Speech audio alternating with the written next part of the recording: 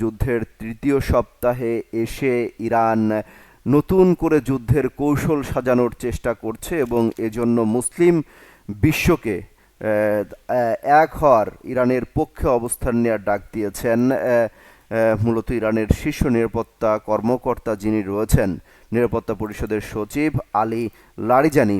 তিনি মূলত এই মুসলিম বিশ্বকে ইরানের পক্ষে অবস্থান নেওয়ার জন্য ডাক দিয়েছেন, আহ্বান জানিয়েছেন যেন তাদের পক্ষে অবস্থান নেয় এবং একই সাথে চলমান সংঘাতে এই প্রেক্ষাপট বিবেচনা করে যেন তাদের যে মতাদর্শ বা তাদের যে মানসিকতা বা তাদের যে অবস্থান সেই বিষয়টি নিয়ে যেন তারা পুনর্বিবেচনা করে, অর্থাৎ কাতার, কুয়েত, ওমান, বাহরাইন, সংযুক্ত আরব আমিরাত, একই সাথে তুরস্ক সহ অন্যান্য মুসলিম যেসব দেশগুলো রয়েছে তাদের যে অবস্থান এতদিন ছিল সেই অবস্থানদের পুনর্বিবেচনা করার জন্য আহ্বান জানানো হয়েছে এবং এই রকম একটা বার্তা দেওয়া হচ্ছে। লারিজারি বলছে আজকের এই সংঘাত একদিকে আমেরিকা এবং ইসরায়েল, অন্যদিকে প্রতিরোধ শক্তির মধ্যে।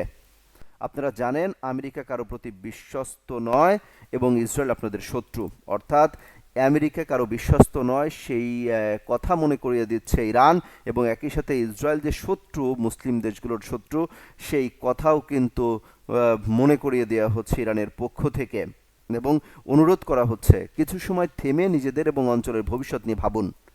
ইরান বলছে যে আপনারা এই অঞ্চল এবং নিজেদের অবস্থান নিয়ে কিছু সময়ের জন্য ভাবুন।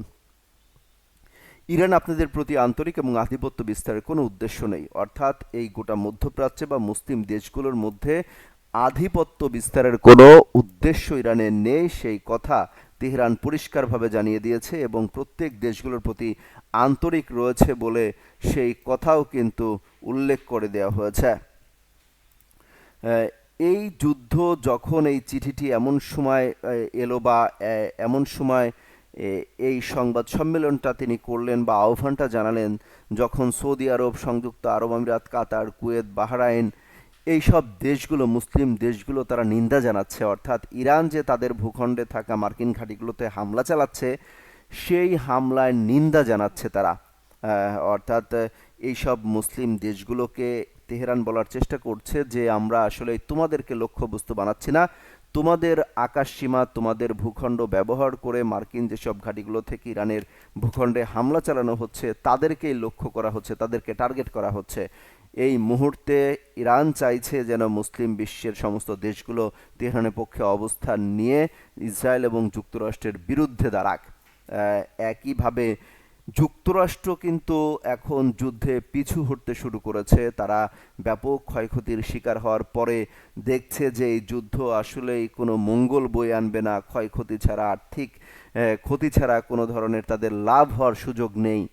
এজন্য বেনিয়ামিন নেতানিয়াহুকে কিন্তু তারা রীতিমতো একটা চাপ প্রয়োগ করে আসছে যুদ্ধ বন্ধের জন্য, কিন্তু ইরান নাছোড়বান্দা। ইরান বলছে তারা কোনোভাবেই প্রতিশোধ না নিয়ে ছাড়বে না, অর্থাৎ বারবার যে হামলা চালানো, বারবার যে ভয় দেখানো এবার ইরানের দেয়ালে পিঠ ঠেকে গেছে, তারা পাল্টা প্রতিরোধ করতে শুরু করেছে এবং সেই জবাবটাই দিয়ে আসছে। ইসরায়েলের ভূখণ্ডে কিন্তু রীতিমতো তাণ্ডব চালানো হচ্ছে, একের পর এক অত্যাধুনিক যেসব মিসাইল রয়েছে সেগুলো দিয়ে হামলা চালানো হচ্ছে ইসরায়েলের ভূখণ্ডে। ইসরায়েলে এখন পর্যন্ত ৩,৫০০-এর বেশি হতাহত হয়েছে। দর্শক, সেই তথ্য আমরা জানাচ্ছিলাম। ইসরায়েলের ভূখণ্ডে কিন্তু ব্যাপক পরিমাণে তাণ্ডব চালানো হয়েছে একের পর এক। ইসরায়েল এবং যুক্তরাষ্ট্রের বিরুদ্ধে কিন্তু একাই লড়ে যাচ্ছে ইরান এবং মার্কিন যেসব ঘাঁটিগুলো রয়েছে সেখানে ব্যাপকভাবে হামলা চালানো হচ্ছে, সেই সাথে ইসরায়েলে হামলা চালানো হচ্ছে। এই যুদ্ধ পরিস্থিতি আসলে আরও কয়েকদিন গড়াতে পারে, অর্থাৎ ইরান বলছে এই যুদ্ধ সেই সময় থামতে পারে, তারা যে আবার হামলা চালাবে না সেই গ্যারান্টি কিন্তু দিতে হবে, না হলে কিন্তু এই যুদ্ধ কোনোভাবেই থামাবে না ইরান। ইরানের ভাণ্ডারে যত অত্যাধুনিক অস্ত্রশস্ত্র রয়েছে, সামরিক সরঞ্জাম রয়েছে, তার কিন্তু এখনও কিছুই ব্যবহার হয়নি, এমনটাই বলা হচ্ছে যে আরও বাকি রয়েছে ভেলকি দেখানোর।